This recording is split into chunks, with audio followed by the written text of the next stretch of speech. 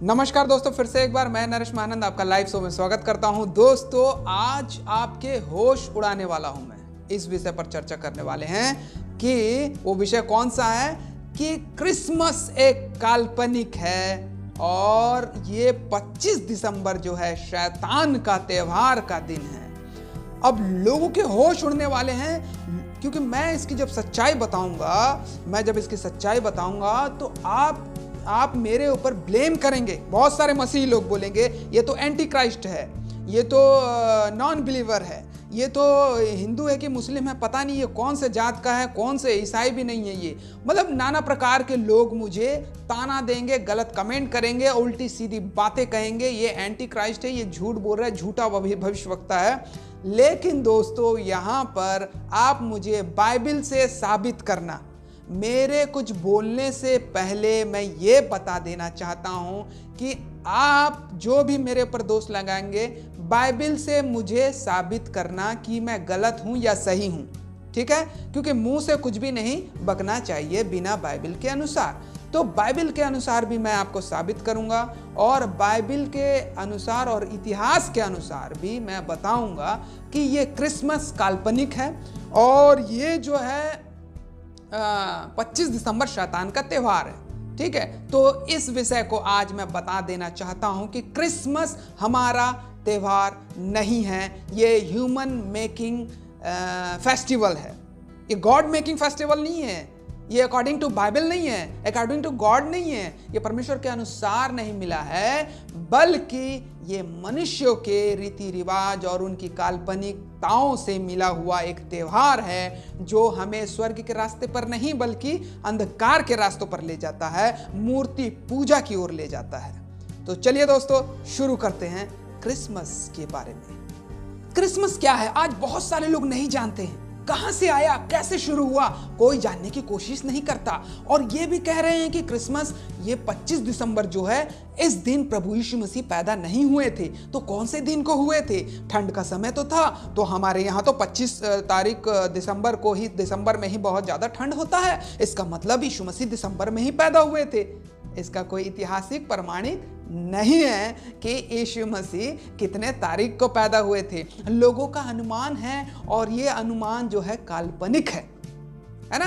Christmas क्या है और कहां से आया, कौन इसका शुरुआत किया, कौन सी सदी में इसको मनाया गया और कैसे ये क्रिश्चियनिटी में पैर रखा, घुसा, अंदर कैसे आया, लोगों को मालूम ही नहीं है। जब आप इसकी सच्चाई जानेंगे तो आपके होश उड़ जाएंगे, आप बौखला जाएंगे, आपकी दोनों आंखें बाहर निकल जाएगी, आपके सर में दर्द होने लग जाएगा और आपका खाना पचना मुश्किल हो जाएगा। क्योंकि मैं ऐसी बात कहने वाला हूं कि आज बहुत सारे मसीह भाई बहनों का हालत खस्ता होने वाला है। तो क्रिसमस को कैसे सेलिब्रेट करते हैं? क्रिसमस को सेलिब्रेट करते हैं फुल नए नए पकवान के साथ, बनाते हैं घर में नए नए पकवान, मिठाइयाँ, सेवइयाँ और दुनियादारी जो भी बनाते हैं, और नए नए शॉपिंग करते हैं, कपड़े खरीदते हैं, जूते मोजे और नए नए कोट खरीदते हैं, सेंटा क्लॉज का ड्रेस भी खरीदते हैं और पहनते हैं, टोपी लगाते हैं और तो और शराब पीते हैं और उसके बाद चिकन, मटन, बिरयानी सब खाते हैं और वाइन और बियर और बहुत सारे चीज लोग एंजॉय करते हैं।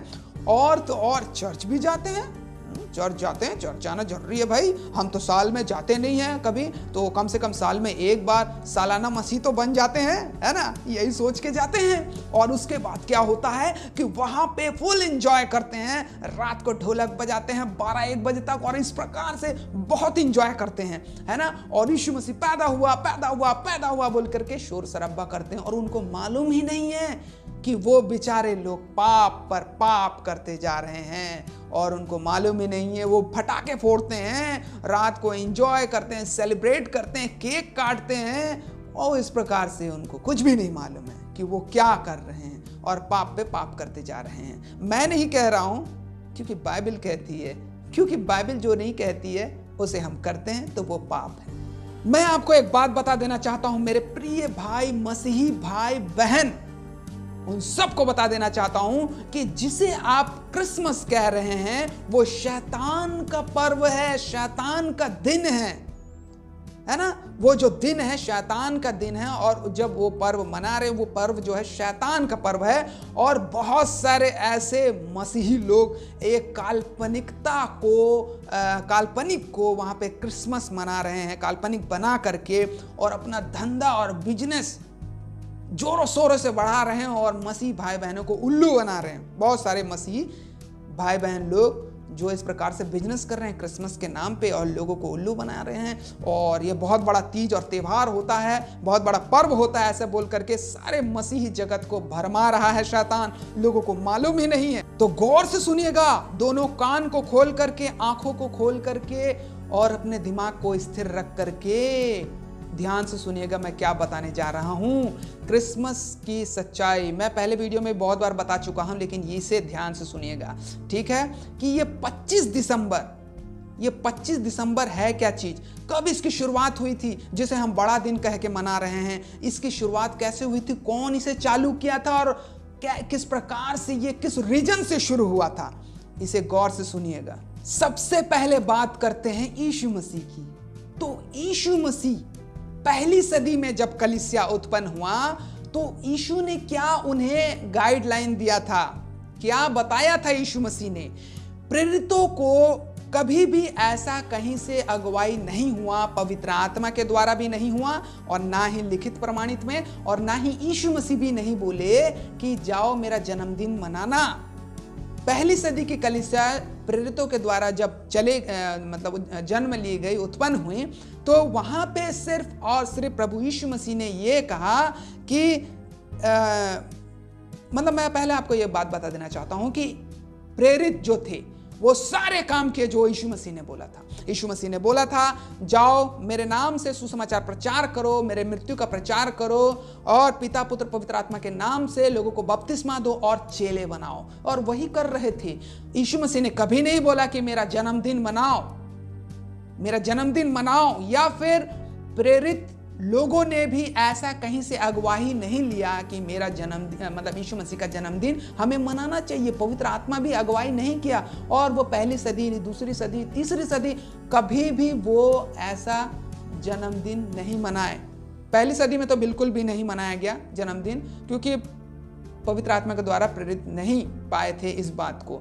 और वो इस प्रकार से प्रभु यीशु मसीह जो भी बोले, जो आज्ञा दिए थे, वो पूरी आज्ञा को पालन किया। प्रभु यीशु मसीह का वही आज्ञा था कि जाओ सुसमाचार प्रचार करो सारे संसार में, सारे जगत के लोगों को, सारे जातियों के लोगों को, और पिता पुत्र पवित्र आत्मा के नाम से बपतिस्मा दो और मेरा चेला बनाओ, यानी कि प्रभु यीशु मसीह का चेला। इस प्रकार से सारे जगत में प्रचार करो, ठीक है। इसलिए बाइबल में भी ये बात कभी भी जिक्र हुआ ही नहीं कि यीशु मसीह का जन्मदिन मनाना चाहिए, और ना ही बाइबल हमें ये बताती है, ना ही प्रेरित, ना ही पवित्र आत्मा, और ना ही प्रभु यीशु मसीह, और ना ही बाइबल भी हमें नहीं बताती है। लेकिन आज भी लोग उसे क्रिसमस के तौर पे, यीशु मसीह का जन्मदिन के तौर पे मना रहे हैं। और बाइबल भी ये तारीख नहीं बता रही कि यीशु मसीह कब पैदा हुआ था, कैसे समय में हुआ था, और कितने तारीख को हुआ था, किस सिचुएशन में हुआ था। ये सारी बातें हमें बताया, लेकिन तारीख नहीं बताया गया।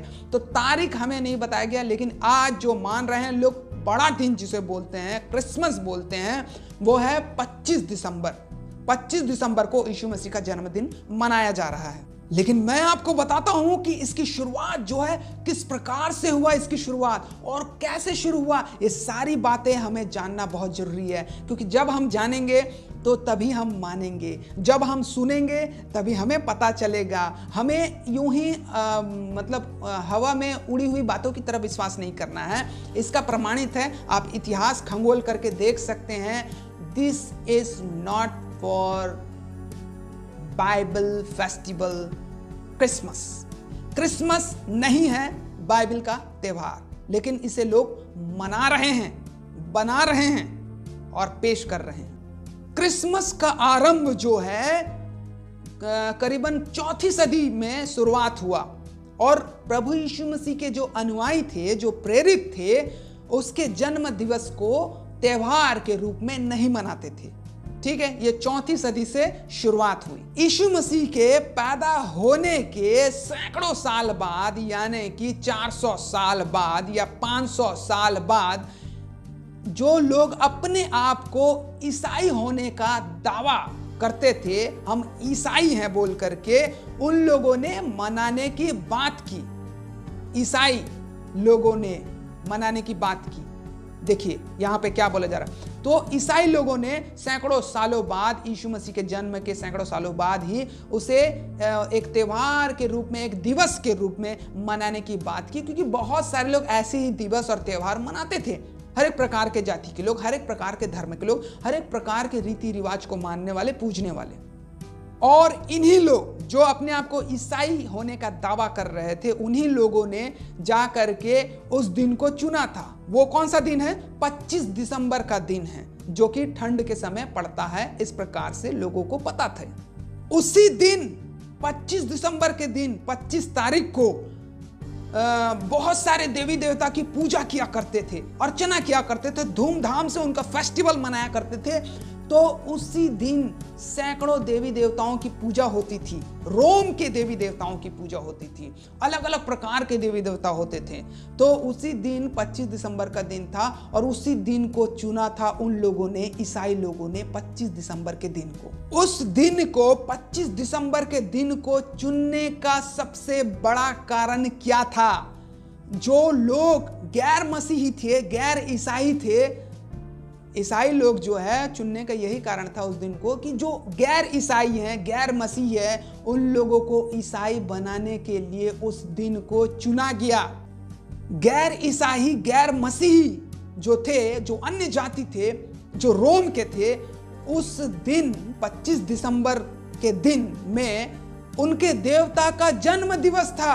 और वो जन्म दिवस उसी दिन था, और उस देवता का क्या नाम था? अजय सूर्य। अजय सूर्य दिवस को मनाया जाता था उसी दिन, उसके जन्म दिवस को मनाया जाता था। और ईसाई लोगों ने उसी दिन को, जो अपने आप को ईसाई होने का दावा करते हैं, उन लोग ने 25 दिसंबर को उसी दिन को चुना। अजय सूर्य जो उनका देवता था, उनके जन्म दिवस को यीशु मसीह का जन्म दिवस बनाएंगे बोल करके उन लोगों ने चुना।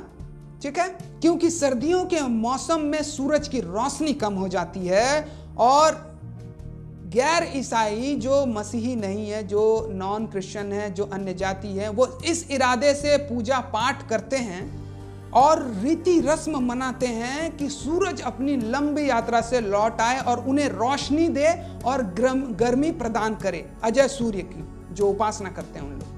और उनका मानना था कि सूरज जो है 25 दिसंबर को सूरज जो है लौटना शुरुआत करता है, लौटना शुरू करता है, और गर्मी देता है, रोशनी देता है।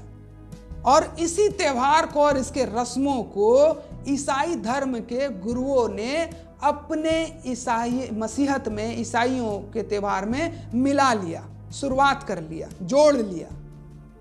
और इस त्योहार को ईसाइयों का त्योहार यानी कि क्रिसमस डे बोल करके नाम दिया गया, ताकि गैर मसीही, गैर ईसाइयों को, अन्य जातियों को अपने धर्म में खींच सके और उन्हें भी ईसाई बना सके। इस प्रकार से ये बात शुरुआत हुई यहाँ से। और यह बात जो है 270 एडी से 274 एडी के बीच की बात है ये, जो कि जब उतना समय ये सब चल रहा था और शुरुआत हुआ था। अब हम बात करते हैं सेंटा क्लॉज की, जिसे बहुत सारे लोग क्या कहते हैं? क्रिसमस का पिता, Santa Claus, father, Christmas of father, है ना, सेंटा क्लॉज। तो इसके विषय में बात करते हैं, ध्यान से सुनिए।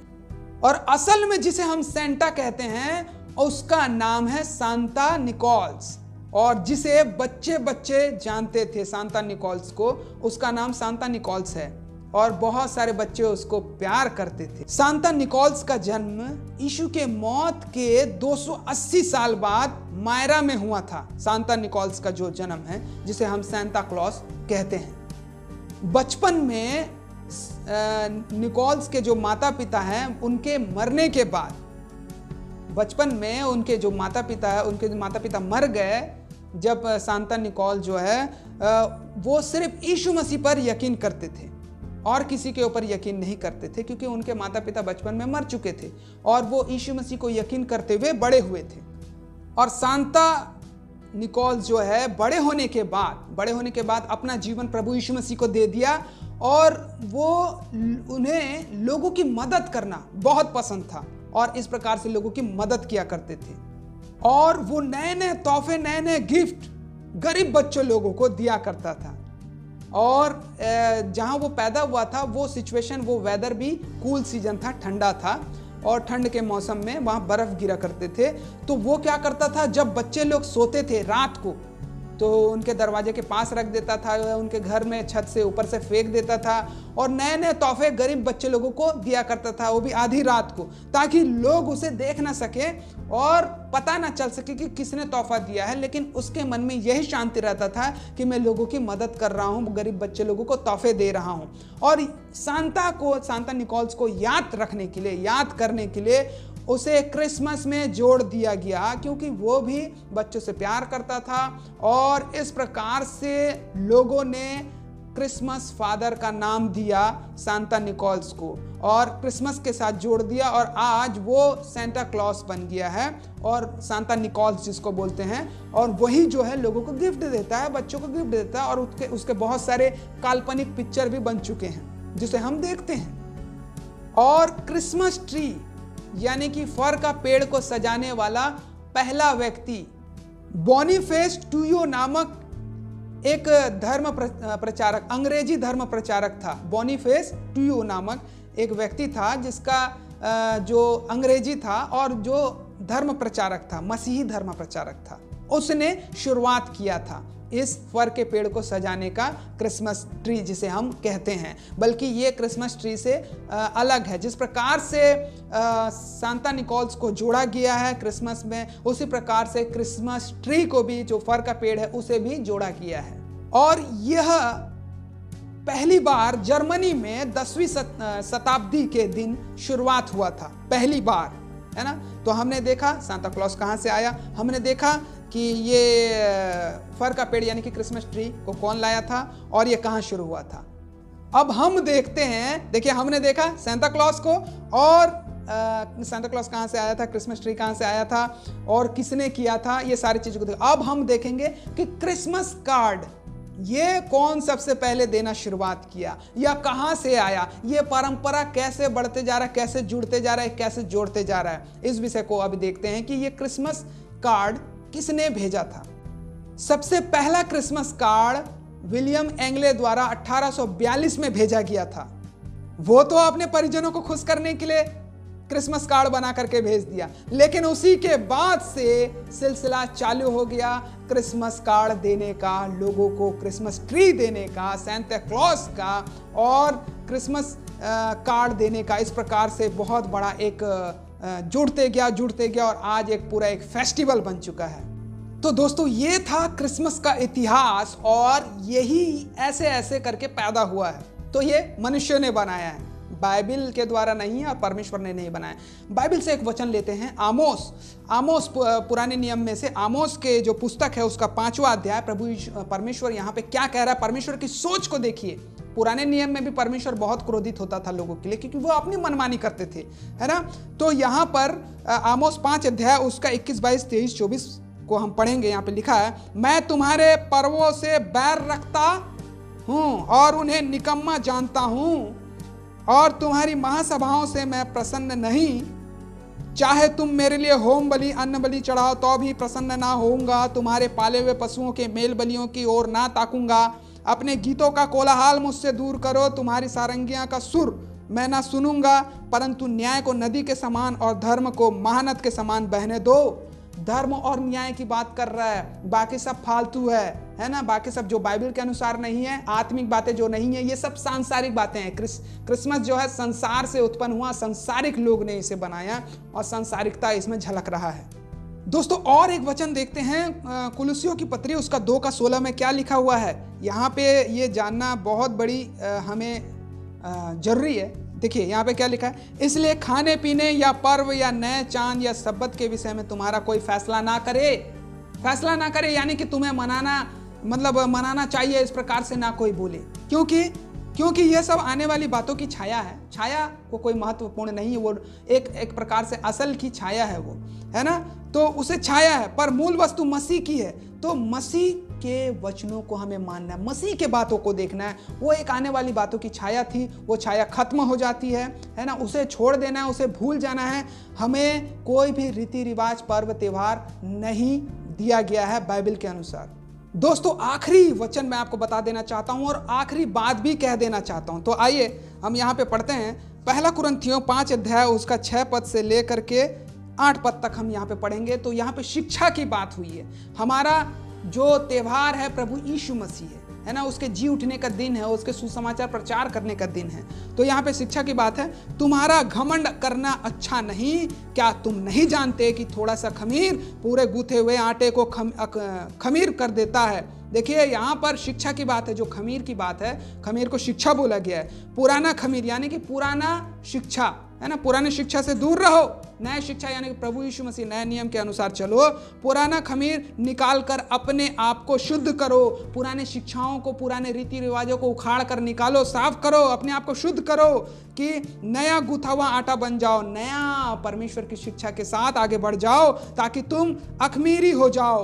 अखमीरी यानी कि मिलावटी नहीं, अखमीरी शुद्ध होता है ना, मिलावटी नहीं होता है, क्योंकि हमारा भी फसह है जो मसीह है बलिदान हुआ है। देखिए पुराने नियम वाले लोग जो है फसह का त्यौहार मनाते थे, है ना, फसह का त्यौहार। तो हमारा फसह क्या है? हमारा फसह है प्रभु यीशु मसीह, जो जिस प्रकार से मिस्र जाति को मिस्र जातियों में से यहूदियों और इजराइलियों को बचाया। वो भेड़ का खून जो है, मेमना जो है, निष्कलंक मेमना को काट करके उनके दीवालों के ऊपर, दरवाजे के चौखटों के ऊपर जो खून लगाया गया था, वो उन्हें बचाया उस मृत्यु की लहर से। उसी प्रकार से हमें भी प्रभु यीशु मसीह मृत्यु के चंगुल से छुड़ाया, अधलोक के फाटक से बचाया अपना खून बलिदान दे करके। तो वो फसह कौन है? हमारा प्रभु यीशु मसीह है, जो मसीह है बलिदान हुआ है हमारे लिए। इसलिए आओ हम उत्सव में आनंद मनावे। वही हमारा फसह, वही हमारा त्यौहार है, वही हमारा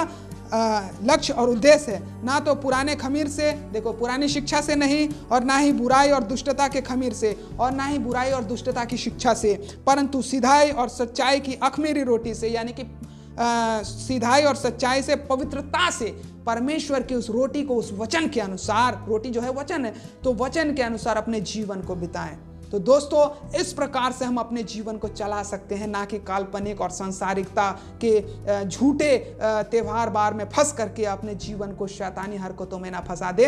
और मैं एक बात कहना चाहता हूं कि पौलुस भी इसी प्रकार से सोचता था कि मैं सही कर रहा हूं। तो आज बहुत सारे मसीह भाई बहन ऐसी सोच रहे हैं कि मैं सही कर रहे हैं, हम सही कर रहे हैं। पौलुस भी ऐसी मसीह लोगों के ऊपर ताड़ना देता था और अपने ऊपर घमंड करता था, और परमेश्वर का सच्चा भक्त था, वो इतना ज्ञानी था और यही सोचता था कि मैं सही कर रहा हूं, और उनको मार रहा है, काट रहा है पौलुस, है ना। बाद में वो जो शाऊल था, बाद में अपने आप को कन्फेस किया जब प्रभु यीशु मसीह आए। तो उसी प्रकार से आप भी कहीं पौलुस की तरह तो नहीं है, शाऊल की तरह तो नहीं है, जो आप लोगों के शिक्षा को मान रहे हैं और सोच रहे हैं कि हम परमेश्वर के अनुसार सही काम कर रहे हैं, लेकिन असल में वो उस पर्दे के पीछे अगर देखा जाए तो आप गलत कर रहे हैं। तो इस बात को ध्यान रखें और अपने आप को सचेत और चौकन्ना करें, और बाइबल के अनुसार, वचन के अनुसार अपने आप को ढालें, ताकि परमेश्वर आपके जीवन को अनंत जीवन दे सके।